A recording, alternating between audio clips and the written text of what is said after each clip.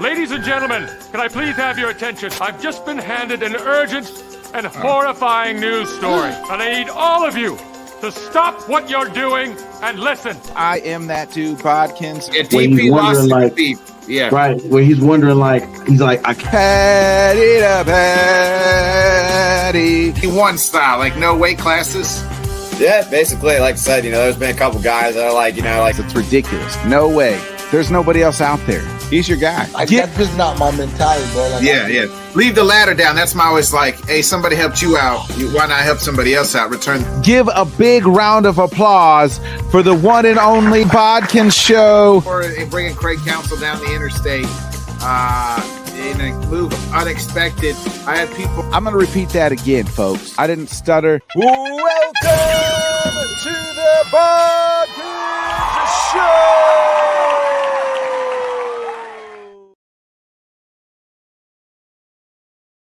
Good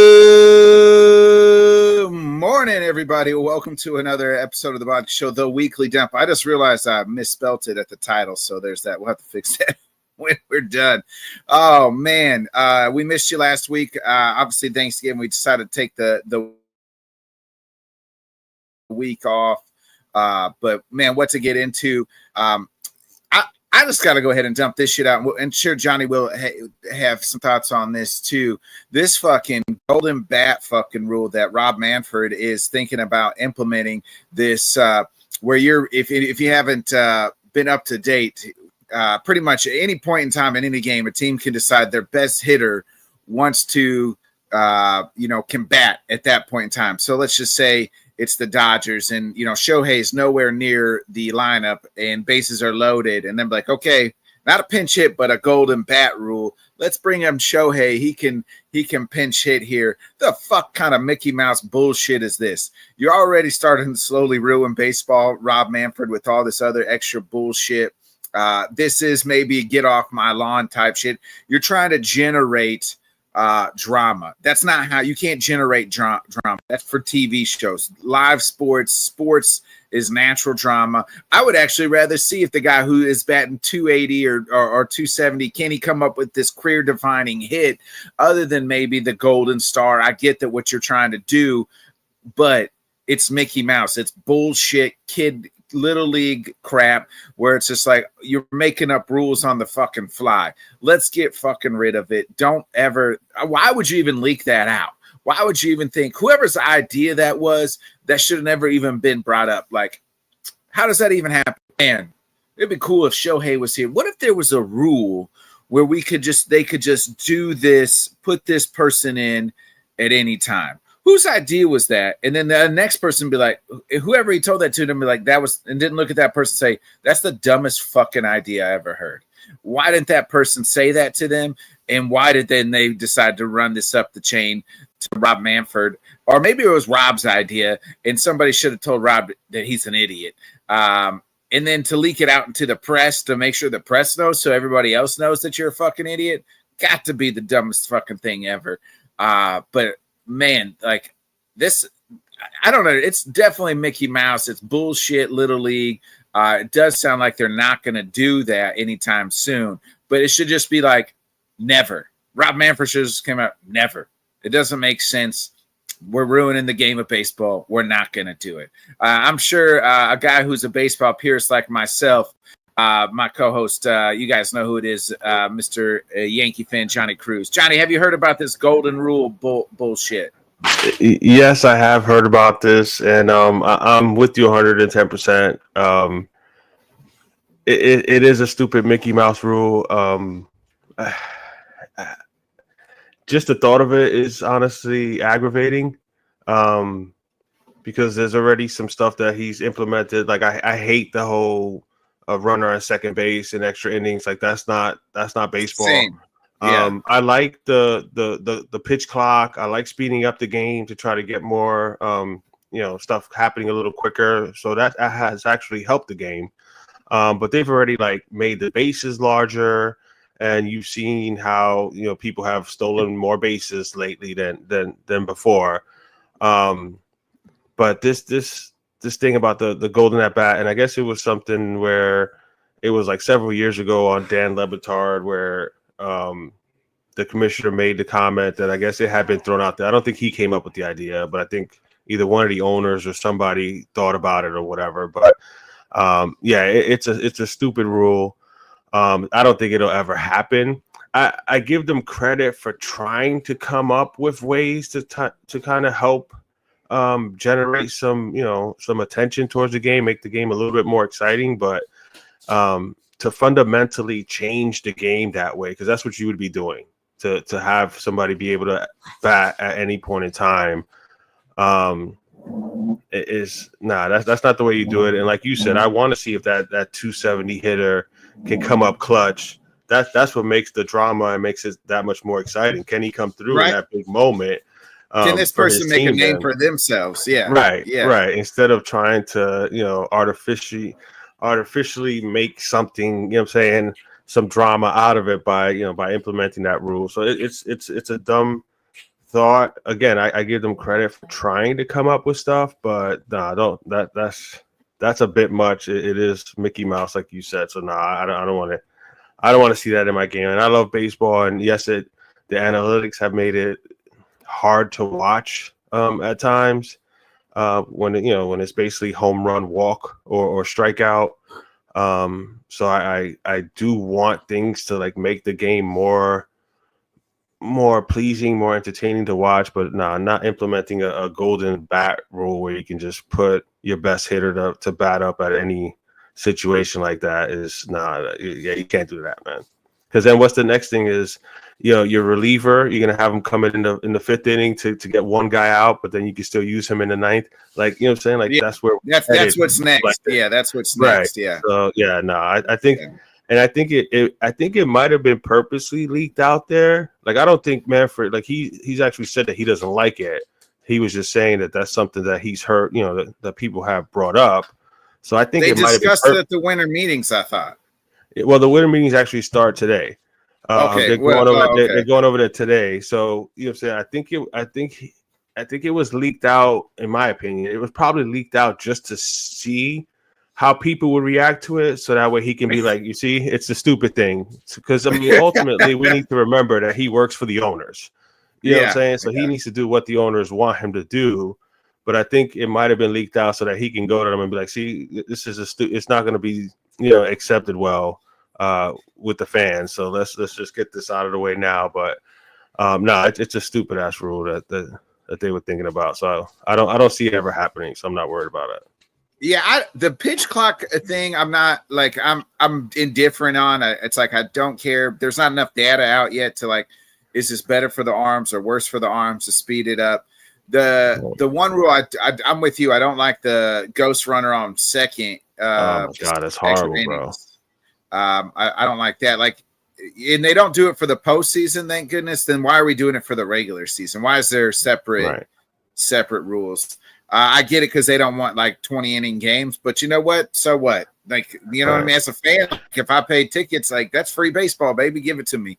Right. And the thing is, like, how often does it really go to 20 innings? Like, that's the rare time that it does that. Yeah, it may go 12, 13 innings or whatever, but that's part of your managers the strategy of the game. Make sure that they're using their bullpens well. Yes. Right. Yeah. You know what I'm saying? That's the way it's been. You know what I'm saying? And again, I'm with over 100 years.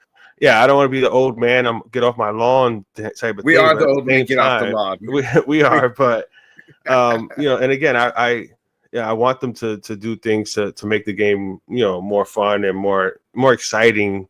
But that's not the way to do it. And putting a guy at second base is the stupidest thing in extra innings or whatever. But the one rule I do like that they've implemented is the three batter rule. Like I like that where you bring a reliever in, it either has to be the last out of the inning or he has to face three hitters. I like that. Yeah, I like that too. So that way you know what I'm saying, you're putting more emphasis on guys having to like come through and do something as opposed to like Tony La Russa back in the day would just, make 7 or 8 pitching changes in one inning just to try to, and it's just like, holy shit, the game is taking forever. That slows down the game. And again, that's why I like the pitch clock. Not so much, I mean, I don't know about the data. I'm with you as far as like the health of the pitchers, But it's just some of these pitchers in between pitches were just like, you got to walk around the mound and you got to rub the ball for 5 seconds.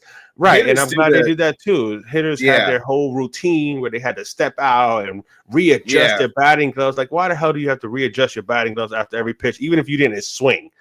Like, ain't nothing changed on your damn right. Ain't nothing changed on your batting glove, bro. You know what I'm saying? You didn't even swing the bat. Just get back in the damn box and let's play ball. So I'm glad that, you know what I'm saying, to keep it going.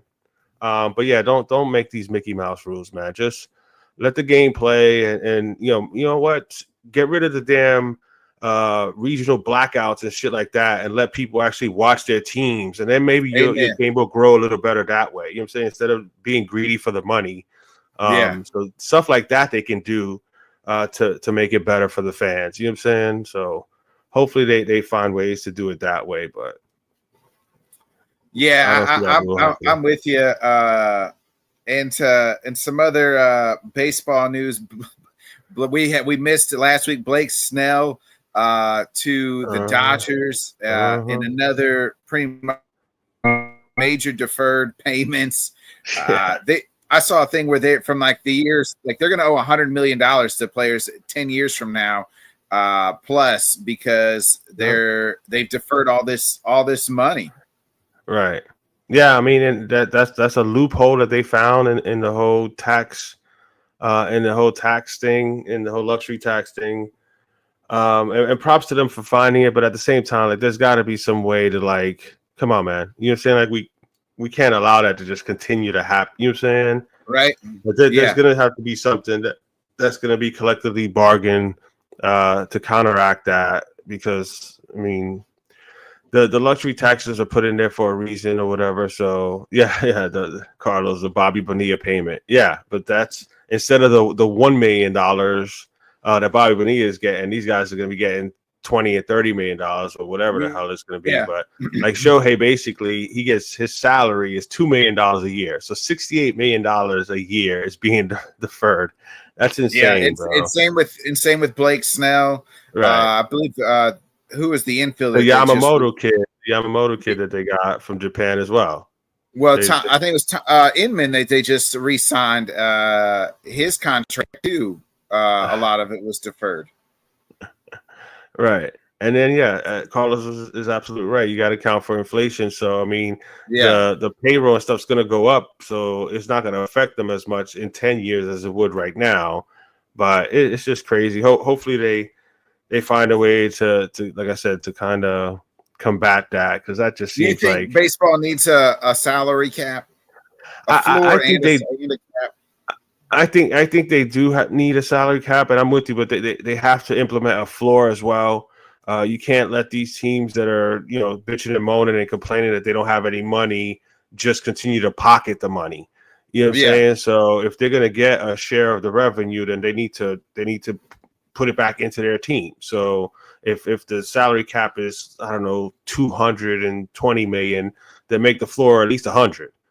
You know what I'm saying? So these teams that are spending $35-40 million on payroll, nah, man, you're gonna have to pick it up or whatever. And I think that will ultimately put money in the players' pockets, which is what the players' union is fighting about, not wanting a salary cap. But again, if you put a floor, more teams are gonna have to pay out money. So, and it'll make it a more level playing ground. You know what I'm saying? Playing field for all these cities, because I mean.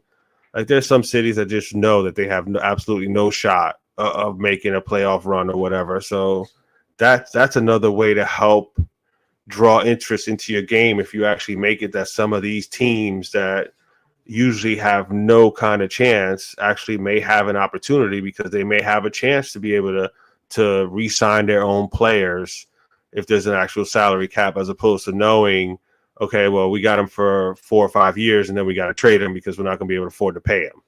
So that can also help with the interest, because if kids actually have players that they can root for and continue to root for them as they grow in their careers, instead of knowing, oh, well, he's going to leave in a couple years. I mean, a la Paul Skeens, right, of the Pirates, that's the perfect.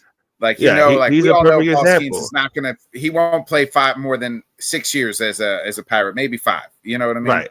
Absolutely. And Pittsburgh is one of those teams that has had to do that over and over Yeah. again. Tampa Bay, even though Tampa Bay finds a way to win games or whatever, they do that. Cincinnati for a while. You know what I'm saying? Like there's just those teams that you just know that they're not going to be able to keep their young talent. So it just sucks that it's that way. So and again, for the players that are complaining that they don't want to put a cap on what they get paid, all these other leagues have salary caps and their top players are getting buku dollars. So I mean, if you're that good, you're still going to get paid. You know what I'm saying? Yeah, but exactly. I'm all for it. I think there should be some type of a salary cap, but again, there has to be a floor as well. Yeah, I agree. And a team that would hit the floor this year, they just paid their highest paid player in the history. And at all people, it is none other than Luis Severino getting $67 million from the A's. I don't even know what, no longer Oakland, but they have no city affiliation, so they're just the Athletics. They're just the A's. I mean, I'm surprised. First of all, a team that has no home is giving out their biggest contract ever. And I think it's just to make it look like something. You know what I'm saying? Because look who it is that they gave it to. And unfortunately, they're in this situation because they're going to be playing in a minor league park for the next 3 years. Yeah, you know, they're in a situation where they have to overpay. And shout out to Luis Severino. Good for you. You just got paid, and now you know what I'm saying he's been looking for that bag after the injuries that he dealt with or whatever. He actually had a decent year last year with the Mets, stood healthy for the first time, and then immediately gets a $22 million contract. But again, him getting $22 million is just like holy shit. You know what I'm saying? Like, these price tags are extremely high for these players. But yeah, for the Oakland A's to get for their highest contract ever to be Luis Severino is funny to me, man. It's crazy. And if you think about like back in the day when they had some really good ball players like Miguel Tejada and Johnny Damon, like they've had some, not Johnny Damon, but Giambi and a couple other guys that were there. Zito and Mulder and like those guys were like legit dudes, and they couldn't pay them. Another guy that real quick, we're just kind of sum up the rest of the hot stove from throughout the week on baseball. Willie Amadeus gets a 7-year, $182 million contract from the Giants. He leaves the Brewers, and then Shane Bieber heads back to the Guardians on just a 1-year deal. So that was kind of surprising. Yeah, I mean, I was a little surprised about the Adames one, even though I mean I don't blame the kid for jumping on that money. I mean that's generational wealth right there. You know what I'm saying, that he's gonna have. So props to him for getting it. I assumed everybody would just wait to see what happens with Juan Soto, so that way they can they can try to get their crack at it. But if San Francisco is going to offer you money like that, I mean, there's no way you turn that down. So good for him. And as far as Bieber, you know what I'm saying? I mean, coming off of the injury that he had last year or whatever, that's where he's played his whole career. So I mean, it makes sense that he wants to stay there for 1 year, kind of rehab and make, kind of make his worth that much more to go into free agency next year. So good for the Guardians for being able to get that done. Like I forgot that he was injured. He had coming off Tommy John or something like that. So he'll be back where and that's good for the rehab, I think too. Right. So I did really see a report, and the Orioles are like not weary about spending money. I know they're getting a new owner, but they're like stacks. They don't want to lose draft picks. I'm like, bro, like you guys got a team that can fucking win it all. Like this is now the time to fucking go out and spend. Now they just did get Tyler O'Neill, but like, man, go out and go, make sure Corbin Burns doesn't walk out of your building. Make sure a couple of these guys don't leave. and that way you're still at the top of the, competing for your Yankees in the AL East and possibly the Red Sox or somebody like that as well. Yeah, I'm with you on that one. I mean, how much young talent are you going to try to, basically stash there? Yeah. In your organization, you know what I'm saying? I mean, I understand they're not wanting to lose draft picks or whatever, but your farm system is already stacked, and the majority, the core of your team are all young players anyway. So it's not like if you do lose a draft pick, it's going to hurt you all that much. You know what I'm saying? But yeah, I was surprised that, and happy for them that they made the trade to get Burns. But just because it didn't work out this year, like don't give up on that and just think, okay, well, we'll just do it from the inside. And who knows, they may go out and sign somebody. But if they're worried about draft picks, then that means that they're going to go over after people who don't have any draft pick stuff attached to them. So that means you're going to be at the bottom of the mid-level. Right. You're going to be going after those type of guys where if you get yourself a bona fide ace, or if you re-sign Burns and maybe go after somebody else, yeah, you may lose a draft pick, but you solidify your chances of trying to, capitalize on all this young talent that you got on the team before you do have to wind up paying them in a few years. So why not go for it when you have the opportunity? I'm with you on that. If you're saying you want to strike while the iron is hot, so I think the 8 should go for it. But as a Yankee fan that's in the division, nah, bro, go ahead and be cheap. Worry about draft picks. Don't sign any top notch, pitchers, and it'll be easier for the Yankees to deal with. But no, I think they make a move though. I think I would hope for their fans' sake that they actually go for it. Yeah, it'll be interesting. One guy that's going to get two teams going for it is your Yankees and the Mets, and it's reported it's pretty much down to those two teams for Juan Soto, and it's reported $700 million. And Steve Cohen said that we won't be outbidded on Juan Soto. It won't be because of money that he's not a New York Met. Like, God dang, this kid's about to get paid. Yeah, and props to him for putting himself in a situation where at 26 years old you're a free agent, and you're in this position to. I mean, that's beyond generational wealth. I mean, you're talking $750 million. Yeah, is to play baseball is insane. And I love Juan Soto. He definitely had an impact to the team or whatever. But this was the fear that a lot of baseball owners had by letting Steve Cohen into being an owner, because he's worth $22 billion. You know what I'm saying? So even what's 700 million to a billion? Right. You know what I'm saying? So even though the actual Mets don't draw the revenue to pay that contract, he can just pull it out of his pocket and be like, I got it. Yeah. You know what I'm saying? Yeah. So luxury tax, what's that? I get taxed. Right. Yeah. And it's wild because the tax was put there. It's literally, like they call it the Steve Cohen tax. You know what I'm saying? Like, so to make sure that he doesn't go wild or whatever. But they need to make a splash. I get it.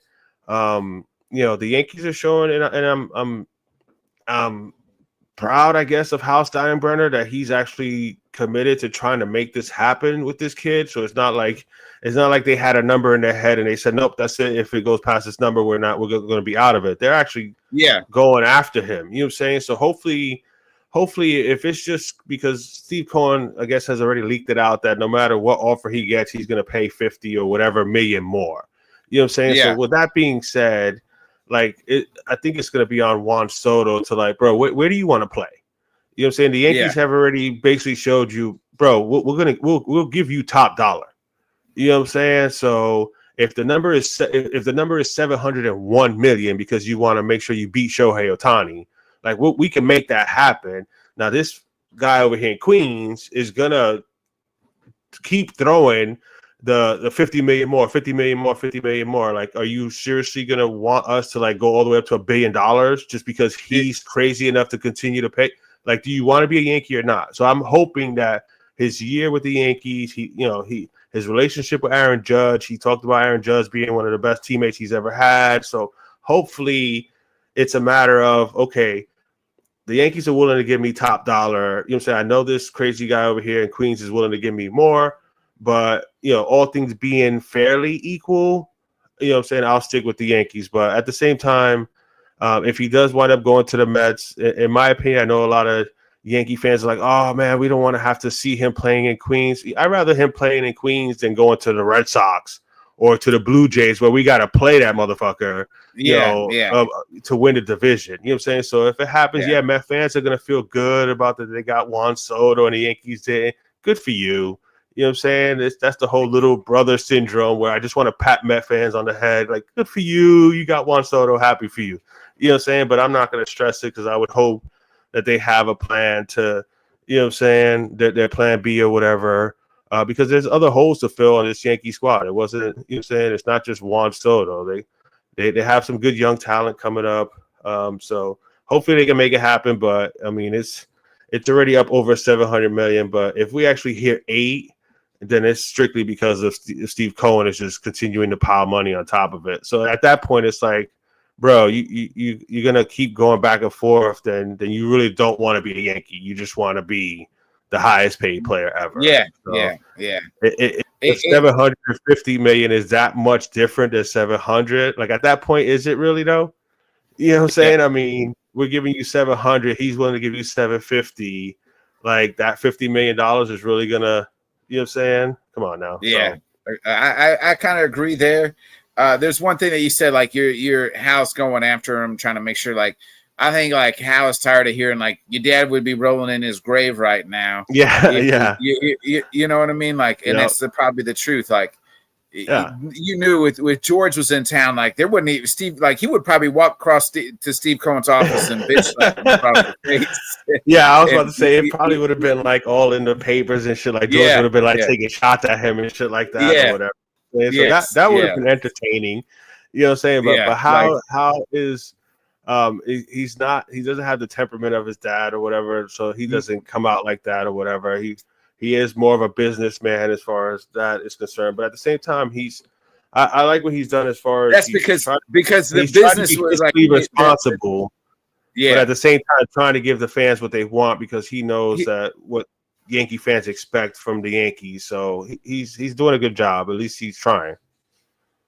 Yeah, I will say this. Here's like the difference in George built it, right? Like there's a difference when you command respect because you built something and you know what I mean? Like you've had to do shady shit or do things to get the money. And then it's different than where the business is given to you and you have the business acumen, but you didn't build the business. Right. As far as, you know what I mean? When it comes to like George now, so your mentality is different. George is the way he is because he had to be, at the time to make money, to do the things that he had to do where, his sons, that shit was given to them and they grew up in the business, but not creating the business. Right. Yeah. No, I totally understand that, and I'm with you on that one.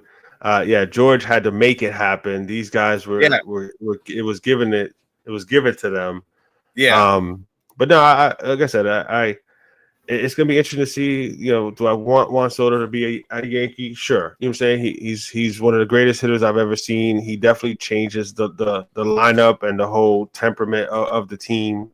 So I gotta hope that it's a matter of.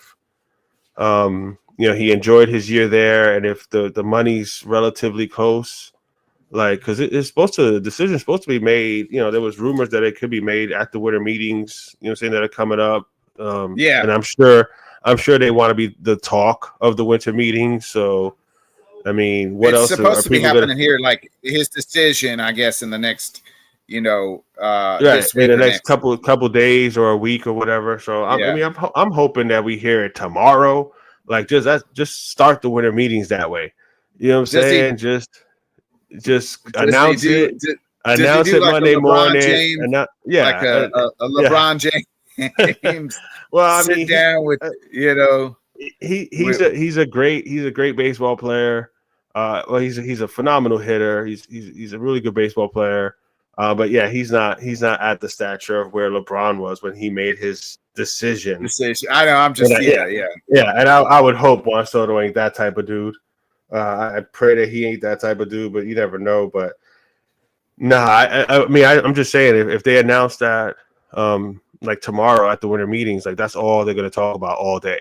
You know what I'm saying? Like, yeah, eventually they'll start talking about, okay, well, who's next or whatever. But that'll just be the talk of the thing. Either that or they're going to want to take the whole winter meetings, for ransom by just not knowing the whole time. And all they talk about the whole time is who's he going to sign with. You know what I'm saying? So we'll see what happens. But it's nice to hear that the Yankees are actually making a legitimate effort and aren't just saying, oh, well, we tried. And you know what I'm saying? Our offer wasn't good enough. Nah, you're the Yankees, man. If you want him, go after him. If Steve Cohen does something crazy, like offers him 75 or 100 million more than what you offered, then it is what it is. You know what I'm saying? Yeah. Like, what are you gonna do? At that point in time, you can't do nothing about it.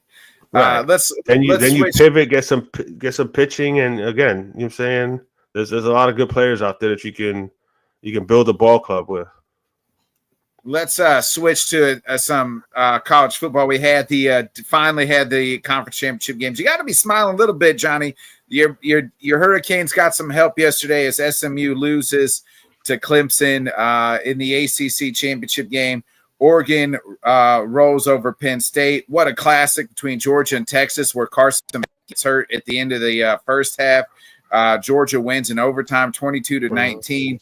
Arizona State came in and said, "Hey, we're going to we're making the playoffs because they destroyed Iowa State.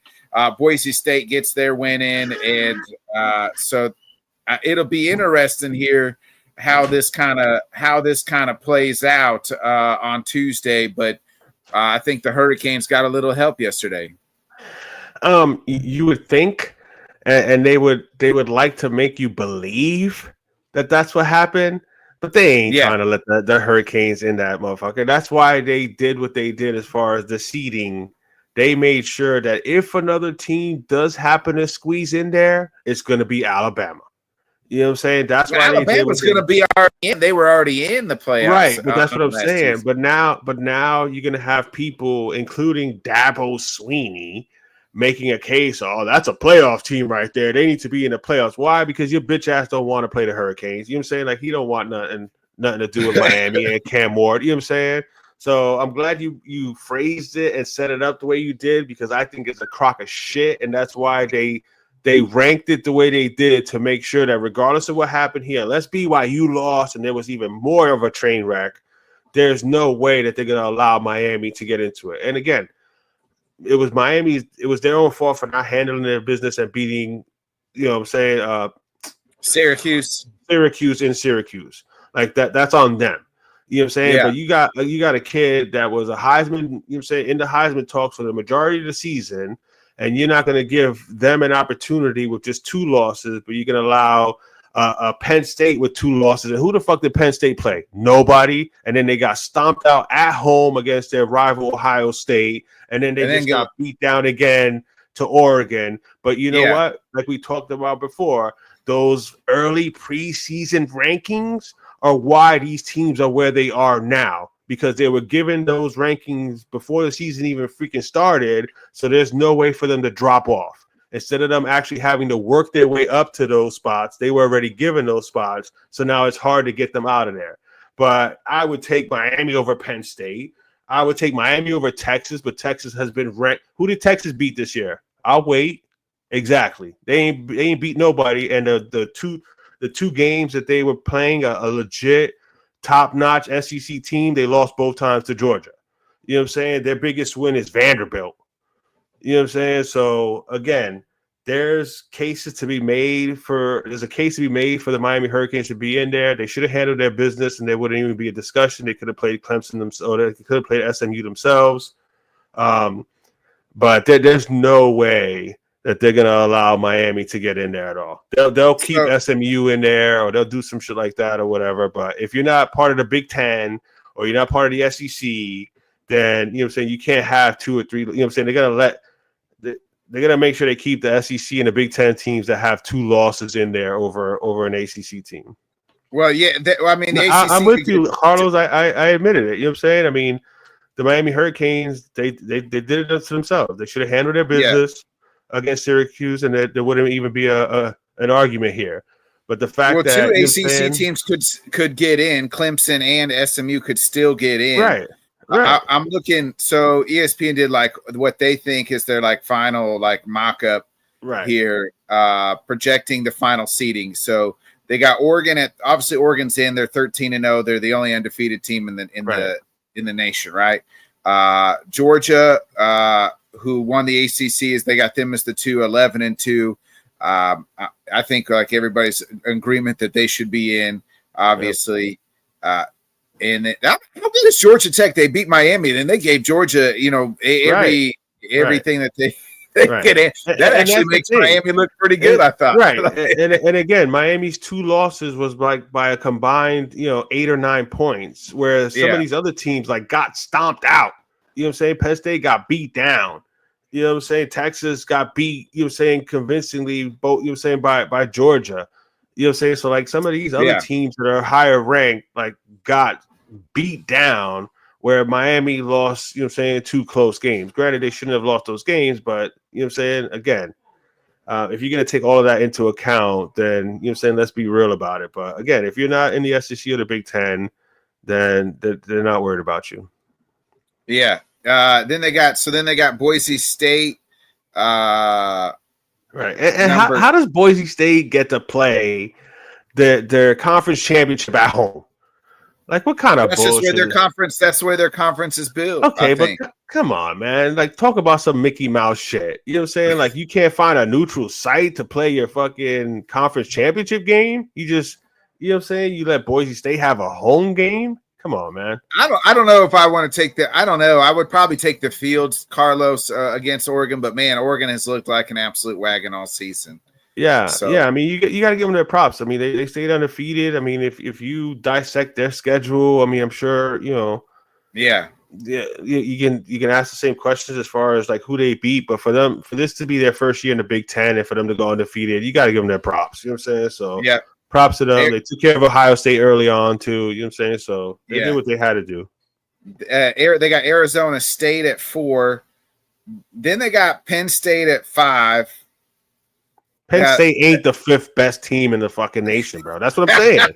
That's what I'm saying. And I like Penn State. I grew up, in New York. You know what I'm saying? I like Penn State growing up or whatever. Penn State is not the 5th best team in the nation, bro. Come on now, stop that. They'll be one and done. They're like, yes, and they'll probably get embarrassed too. They'll probably get embarrassed too. Yeah, they got Texas here at 6, the Irish at 7, Ohio State at 8, Tennessee at 9, the Hoosiers at 10, SMU at 11, Clemson at 12, and that kind of rounds it out. So now they're saying here, so like if this is the correct matchups, Oregon, Georgia, Boise State, Arizona all have buys.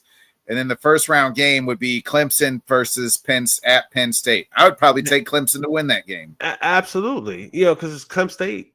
I mean, Clemson was beating down SMU yesterday. You know what I'm saying? With a big ass lead, and then SMU came back. How about miraculously enough, Clemson took their foot off the gas there in the second half and let it be a little bit more interesting. But if Clemson would have just finished off the beatdown, then it wouldn't even be a discussion about SMU being there. How about this one? SMU versus Texas. If this is the matchups that if ESPN on this is correct, that's an interesting like. SMU at Texas, like that's what I'm saying. That's the fun part about the 12 team. We talked about it all year. Is seeing these interesting matchups. It's cool. Then you got Indiana at Notre Dame, Battle of Indiana, and then Tennessee would have to go to Ohio State. So like some interesting like absolutely. You know what I'm saying? That there are some interesting matchups, but it's funny that they don't have Alabama in, so that's no, they just had to put Alabama there, so that way if something even crazier happened, like a Boise State loses, then they could have justified putting Alabama in there. You know what I'm saying? And again, they put Alabama right in front of Miami to make sure that there's no doubt that if something crazy happened, it will be Alabama over Miami getting in, bro. Yeah.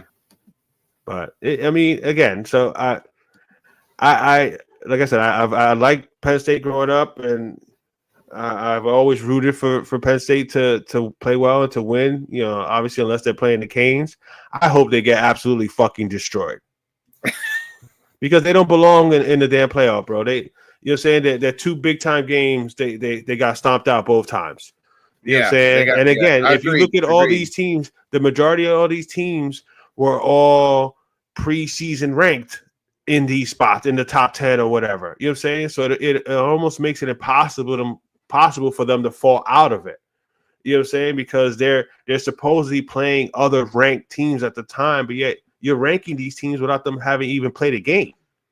You know what I'm saying? So you're kind of already manipulating the system to make sure that you have the teams that you want in there.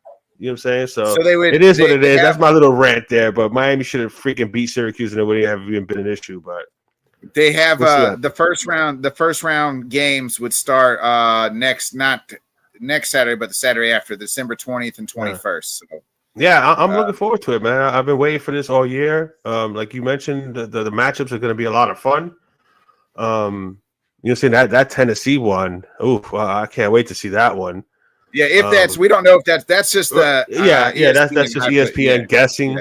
We find out like later on this afternoon, like 4 or 5 o'clock or whatever. We'll find out, or is it tomorrow? I think I don't know. I don't know when it is. I think it's later today. Is it later today? I thought it might be Tuesday. Is when they've been doing that college football playoff. So I thought maybe then. Oh, you might be right. You might be right. I was just guessing there. I mean, I don't. I mean, I just thought they may want to announce it as soon as possible. Sooner, but they're gonna want to make it a TV show, so it may be Tuesday or whatever. But yeah, let me see if this article says anything. But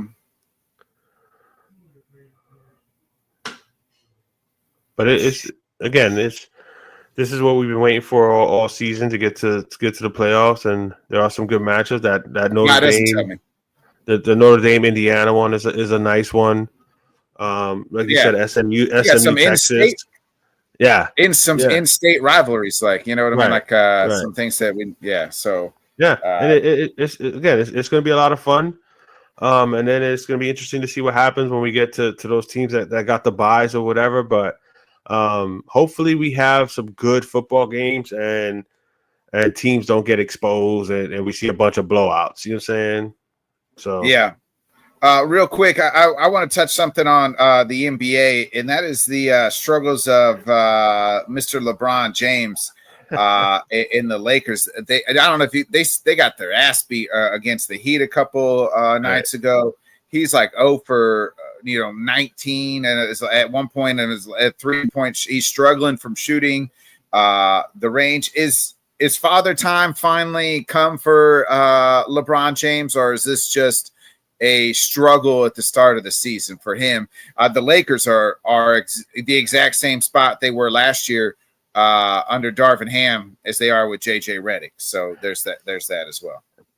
Yeah, this is another nerve touching topic with the false king LeBron James. Is Father Time catching up with him? Father Time caught up with him a while ago. It's just the way that this league is set up now. It's easier for people to be able to stay longer because there's no defense at all. So he can still put up his numbers and stat pad, which for the people that are thinking that you're hating, no, he stat pads, bro. If you pay attention, he stat pads. Like the streak where he had consecutive 10 points or more or whatever. He was literally in the game in the fourth quarter when they were down by 20 plus. He was the only starter still in the game, and he was in there just to get the 10 points and then immediately got pulled. So again, you're saying you're thirsting for these records and these stats just so at the end of the day you can say, oh, look at all this stuff that I did. But I digress. As far as this right here, he's not a good shooter. He's never been a good shooter. Yeah. You know what I'm saying? So it doesn't surprise me that he's struggling with these 3-pointers. My thing is, bro, why are you taking so many damn 3-pointers? And that's always been my issue with him. You know what I'm saying? Right. But he has no bag. So he has no post game. You know what I'm saying? Right. So if he can't drive to the basket, you know what I'm saying, and truck people, you know what I'm saying, then he has his 3-point shot that he takes. And sometimes he'll take like Steph Curry. Bro, you ain't Steph Curry. Like, what are you doing shooting from all the way back there, bro? Yeah. And the thing is, like, I'm glad it's happening because I can't wait till we get past this era of basketball, so that hopefully we get into a better era, because this whole player empowerment and guys don't want to play and load management and this and that, like, I'm so sick of this. I can't wait till we pass all this. But I mean, I didn't expect anything else from the Lakers, and of course the narrative now is going to be, oh, LeBron needs more help. I mean, come on, man.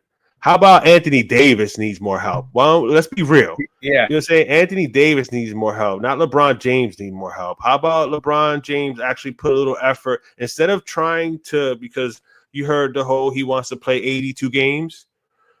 Why does he want to play 82 games? Because Michael Jordan played 82 games at 40 years old. So that's the only reason why he went. Again, you're chasing a fucking ghost, bro. You're not going to be the GOAT. Stop it.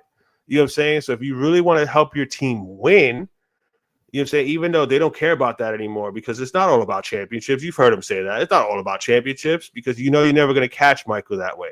So if you really want to help your team win, how about not worrying about playing all 82 games, maybe cut down your minutes a little bit and actually build it and play the game around Anthony Davis, who's the actual best player on your team.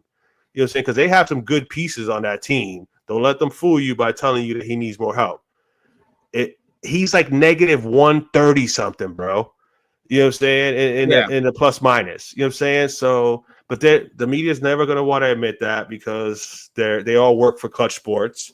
So, you know what I'm saying? It is what it is. You know what I'm saying? So it is. Father Time been caught up with him. It's just the way this league is. He's able to still put up numbers or whatever, so it makes it seem like he's still playing well. Good. He's still a good player, and he's one of the greatest players ever. Father Time is right. Father Time is undefeated, and it's coming. Right. It's slowly coming for him. It is coming. For him. Absolutely, and you know what I'm saying, you could spend the 1.2 or the $2 million a year on your body, even though there's other things that I'm sure are helping him with that, but whatever. Some packages might be delivered to the house under his wife's name. Allegedly, let's make sure we throw the allegedly up there. You know what I'm saying? Again, if you really want to win, then how about you don't hire your boy that did a podcast with you to be the coach, actually get a legitimate coach, and actually, like, again, play the game, you know, focused on Anthony Davis being the prime guy on your team. He is the best player on your team, but LeBron James is never going to do that. So now there's talk about them trading for another superstar, and I even heard some other shit about him getting traded to the Golden State Warriors. Yeah, because that's that was a move that could happen last year, I think, to the Warriors. Oh, well, I thought I heard somebody saying that's what he should request a trade. Like, I think that trade almost happened. There was rumors of that happening. Yeah, I had heard that too. Because that's going to be a good look. You know what I'm saying? Yeah. Like, go ahead and leave the Lakers. For him and Steph, that's a great look. Right. Yeah. You know what I'm saying? Like, Steph already took your soul because he was the more dominant and better player during your generation, bro. Like, you're supposed to be you want to say you're the greatest, but yet there was a player in the league that won more than you did and did better than you did at the same time. So come on now, man. You know what I'm saying? You're not even close to Kobe yet. So don't even think about Michael Jordan, bro. Like, all you can see, LeBron, is the bottom of Michael Jordan's Jordans, where he's flying in the air. His logo. That's all you can see looking up at Michael Jordan, is the bottom of his sneakers. So anyway. Father Time has been caught up with him, and I can't wait till we get to the next generation of players. There's some really good young players in this league, and I'm trying to focus more on them. But the media is not going to let you hear about nothing but the Lakers and LeBron. Yeah. Real quick, I'm going to answer this troll. Andy is a friend of mine. Andy's the biggest Packers troll there is. He's a Bears fan. Andy, you're not going to get under my skin. Like, worry about the Bears and you guys not hiring Jim Harbaugh before you ever talk. This guy talks about the Packers more than he does the Bears. So, you know, I'm not going to. And sometimes I don't know if Andy if he believes some of the shit he says or if he's just out here trying to fucking troll. And that's the most frustrating thing for me because I'm like, I know you can't. I've had conversations with you, Andy. I know you can't actually be this dumb and believe some of the shit that you're out there that's saying. So I try to just chalk it up to your troll, but worry about the Bears and keep my Packers name out your mouth. Nonetheless, speaking of some football, Johnny, we'll get into the NFL real quick. Is there any game that you're kind of circling on today to kind of keep tabs on other than, you know, your Dolphins Jets game? I don't even know if that's a game you really want to tune in to watch because I don't think it's going to be very good. No, I mean, as far as the Dolphins Jets game, I'm watching that because I want to make sure that my team is not that putrid that we're actually going to lose to the damn New York Jets, even though a bunch of players ain't playing and Aaron Rodgers is more worried about Netflix than he is about the New York Jets. But no, there's a lot of type games. Yeah, there's that really like the Bills Rams game is a little intriguing. Yeah, and it's mostly because of Buffalo.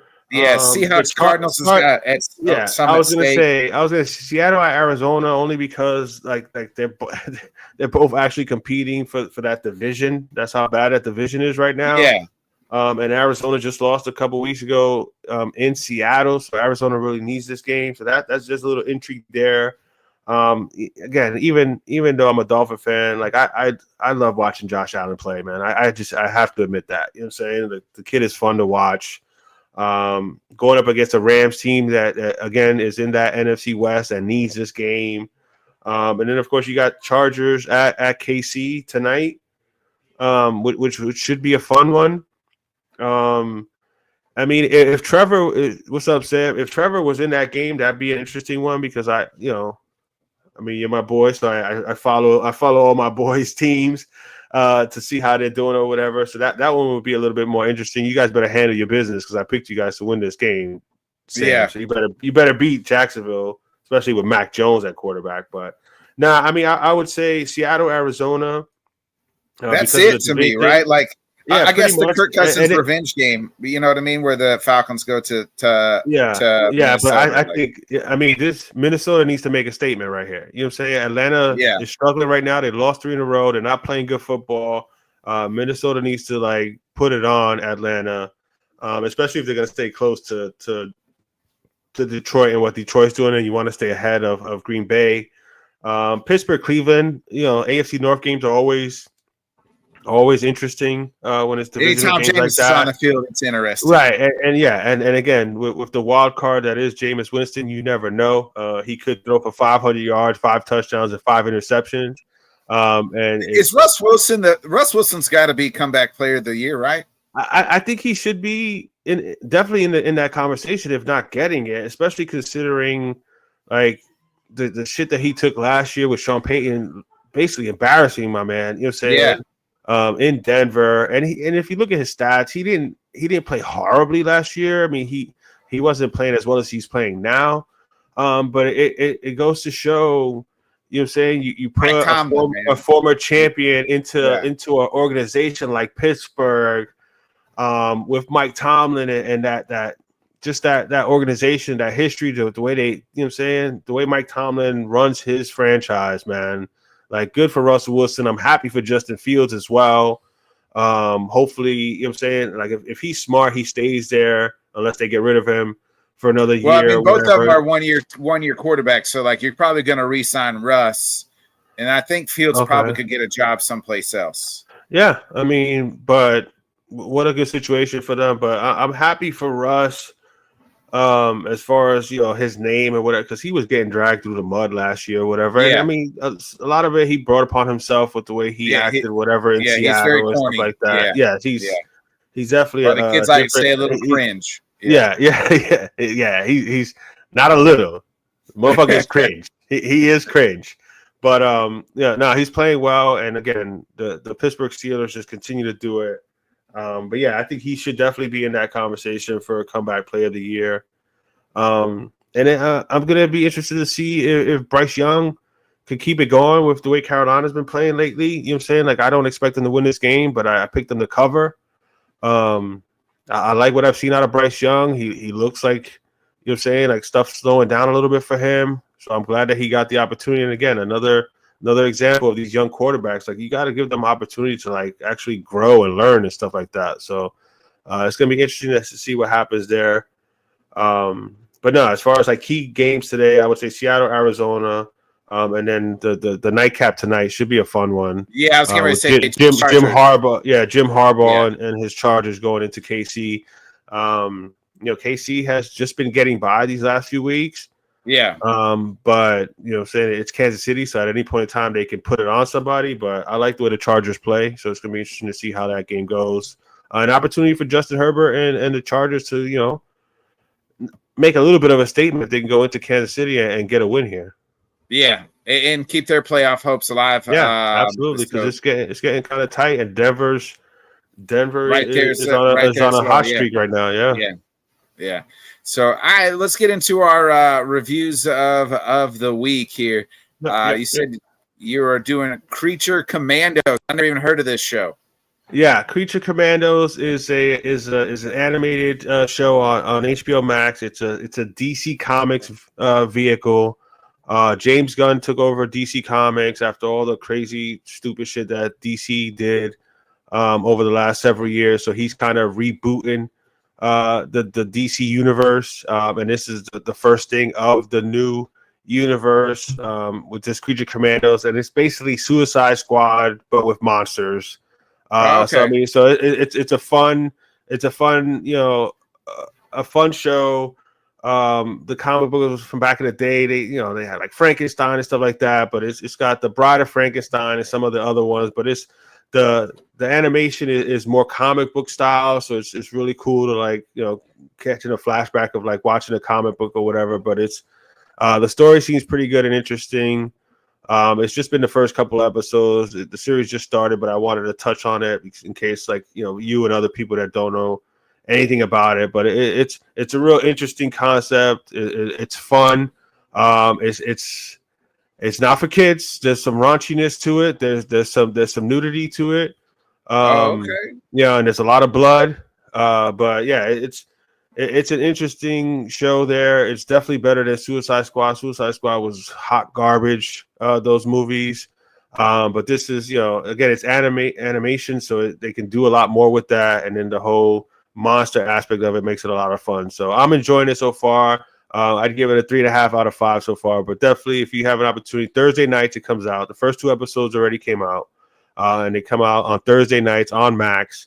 If you're into comic books or into superhero or animation stuff, it's a lot of fun. It was a lot of fun. It was pleasantly surprising so far. So definitely check it out. Creature Commandos, Thursday nights on HBO Max.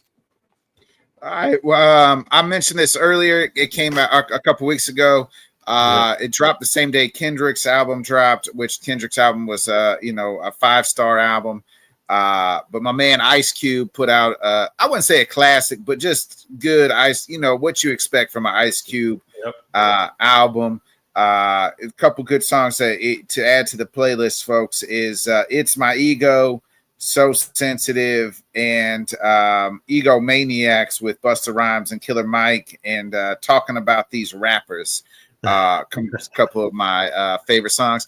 But man, I had heard real quick on this. I was scrolling on Twitter this morning and last night, and I've known this album's getting ready to come out. It is, I think, it comes out in this week or next. It is the new Snoop Dogg Missionary is the album, and it's all produced by Dr. Dre. It's really the follow up from the old school Doggy Style album. Way back in the day, that classic album.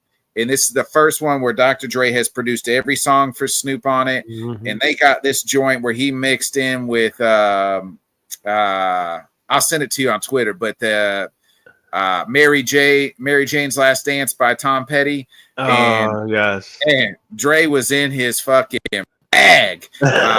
Man, I heard just a snippet of this song. Like they were on Drink Champs, a podcast where I think it's got like Charlemagne the God and a couple and Nori. Yeah. And they were in there and they were sampling that song, and everybody in the room, man, like, yeah. I mean, it's Dr. Dre. I'm like thinking about that album. Yes, I was about to say I got goosebumps right now thinking about it. Dre is obviously one of the greatest ever. I love when OGs do shit like this. Yeah, especially now, you know what I'm saying? And again, I don't want to come off as the old man, get off my lawn. That's just noise type shit. But the music of today just ain't just don't hit the same. You know what I'm saying? As the ones back in the early 90s, mid 80s, late 90s or whatever. So for them to come back out with stuff like this, like Ice Cube is a freaking legend. I can't wait to listen to that. I'm definitely gonna have to check that out. Yes, please send me that. I'll send you the link. I'll definitely be excited. A Snoop Dogg album with Dre producing all of them. Come on, man. I can't wait, bro. Yeah. Allegedly, this album's going to have, it's got, it in that sample, it has Jelly Roll on it, and even Dre in that Drink Champs. I've caught a couple different clips from it. It talks about that, and it's going to have 50 Cent on the album, M's on the album. Nice. But, I'm excited about it already. Thank you. You know what I'm saying? Yeah. You get more than just sports stuff on this show, people. That's a subscribe button, boy. Yeah, you know I can't dump out all your shit from the week. You get some sports talk and you get some pop culture shit, and now you just got put on to a cool show and a badass album and another one that's coming out soon too, man. So we give it all to you here on this weekly dump.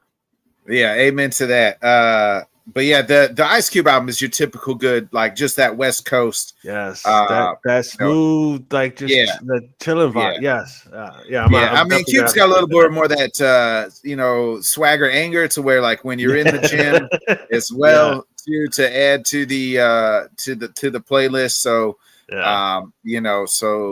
he got that little attitude about it as well. So, but I can't wait to NWA. Yeah. Don't get it twisted. Yeah, I can't wait to listen to the new Snoop Dogg album when it pops out. Let's get into our top five. I'll admit, Johnny, I am not a Christmas person. So like I was. Yeah, I know. We've established that.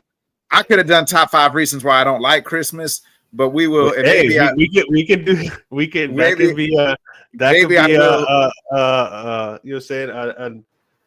a blooper reel that we can have out, right before Christmas or whatever. That'll be fun. Yes. Yeah. Okay.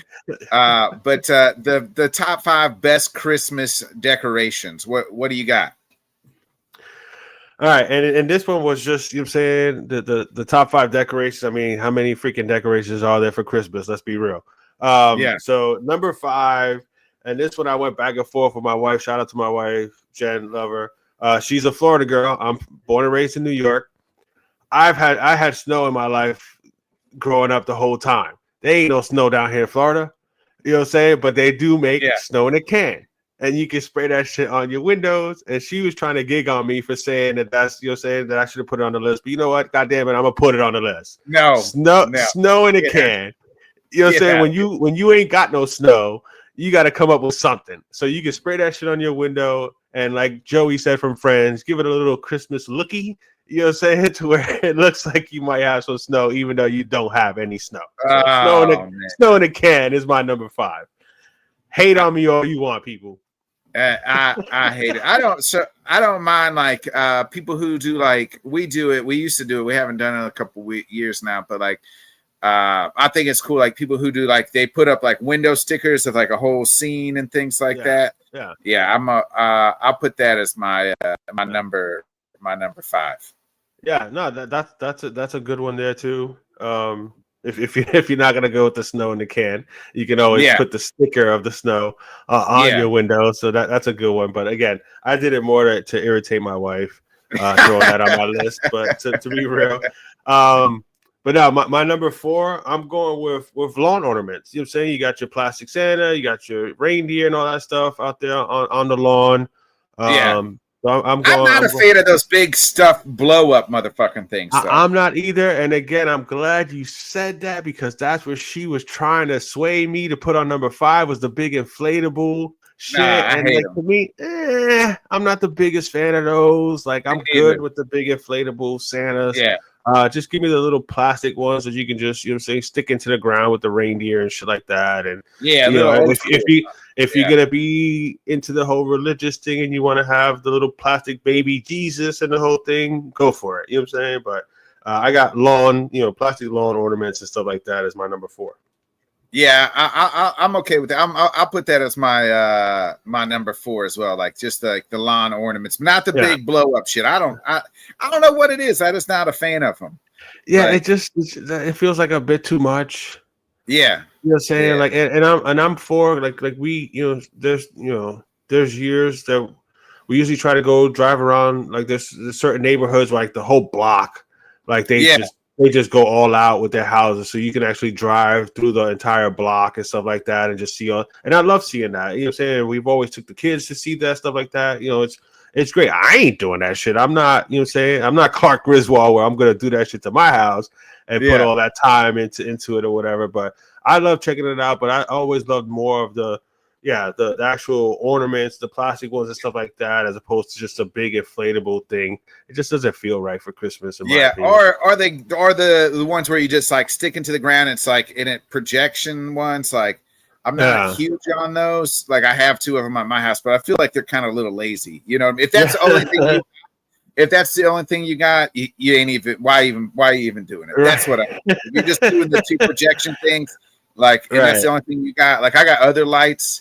So I don't feel it's that, but like when you just got the 2 little sticks in the ground and the projectors, I'm not. I mean, if that's the case, then just get a cardboard Santa and just poke just stick that in your front lawn and just What's your number 3? My number 3 is I'm going with the stockings.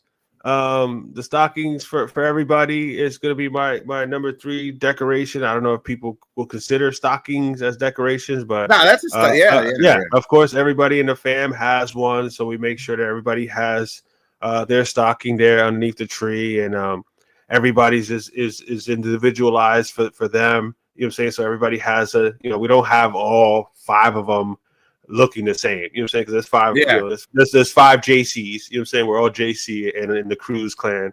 So each one is particular to that person or whatever. So our stockings are our number 3 for our decorations. Yeah, my number 3 is the old-fashioned novelty, the scene of the baby Jesus and things like that. Like I'm not like super religious, but by God, that's like what Christmas is all about. So like in the story of Christmas, I guess you could say, right? So like I'm a sucker for like the old school, like Jesus in the manger, all that. If you got that outside your your house or wherever, so like that's my number 3. And that's a good one. And again, I'm with you. I'm not the most religious person, but that is what Christmas is. We've just, we've just turned it in, commercialized it, and made it into this holiday about a jolly fat man coming down your chimney to give you presents when it ain't nothing about that. But no, so that's a good one there. I'm with you on that one. What's your number 2? My number 2 is I'm going with lights. I love Christmas lights. You know what I'm saying? Depending on where we're at, you know what I'm saying? I don't again, I'm not Clark Griswold, so I don't have 15,000 lights.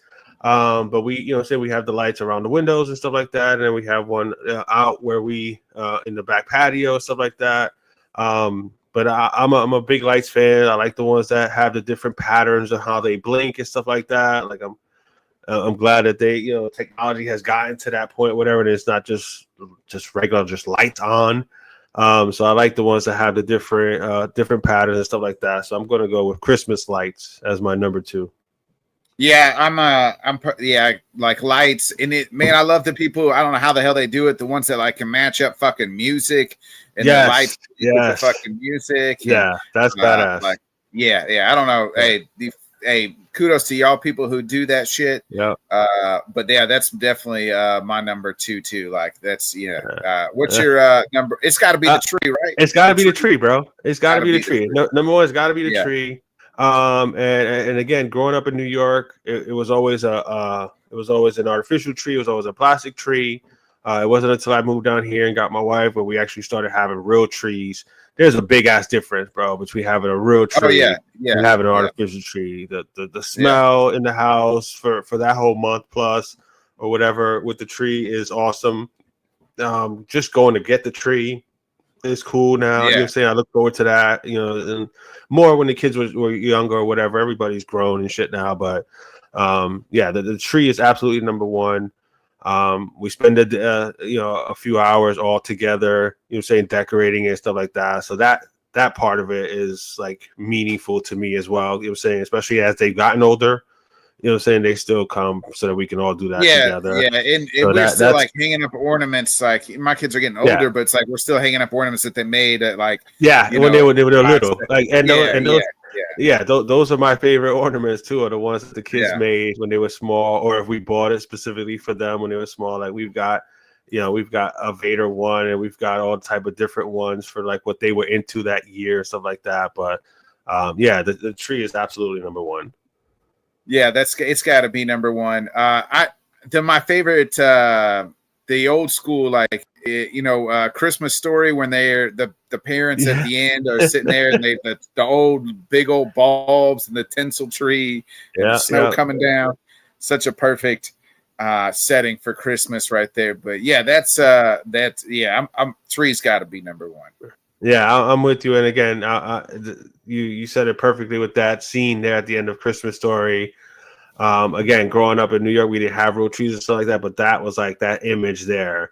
Yeah, like that's again, I know Christmas is about Jesus and whatever, but like seeing the tree like that with the tinsel and the light, and then seeing the snow falling in the window in the background, like that's a great shot there. So yeah, I'm with you on that one.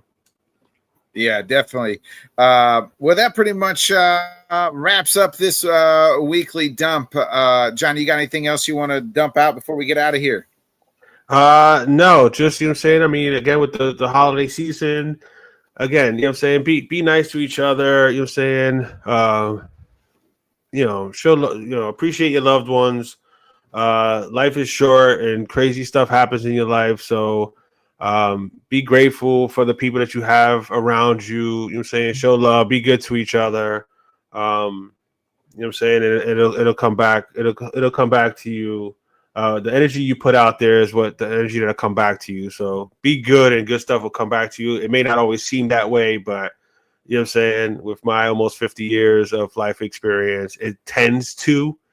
So just be good to each other. Have fun out there. Enjoy a great day of football. Enjoy the holiday season. Enjoy the Christmas music if you're into that. Don't let nobody else hate on you. You know what I'm saying? If you like the Christmas I might music, hate on you. Play your Christmas music. Let Nick troll on you all he wants. Enjoy your Christmas music. Blast that Mariah Carey or whatever else you're listening to in the car. Enjoy the holiday season. And then get ready for the new year that's coming up on us quick, boy. 2024 just flew by, bro. I know, it's crazy, bro. It is. It'll be here before we know. We'll have to do. We'll do like a year top 5 movies we watch, top 5 music or whatever at the when it gets next few weeks. Subscribe, hit that like, turn on the notifications. We got more top 5s coming to end this month, and of course the 2024 year. It's gonna be a lot of fun, man. Throw in some suggestions there if you got different things you want us to do top 5 list on, but we got some good ideas to finish off this 2024 year. Man, wild. Here we go. Other than that, we'll be back 8 o'clock or 7 o'clock Central, 8 Eastern for the NFL recap show. Other than that, for my guy Johnny Cruz, I'm Bodkins. It's been another great episode of the Weekly Dump. We'll see you then. Peace. Thanks so much for joining us, and until next time, let's talk sport, fans. Thanks for watching.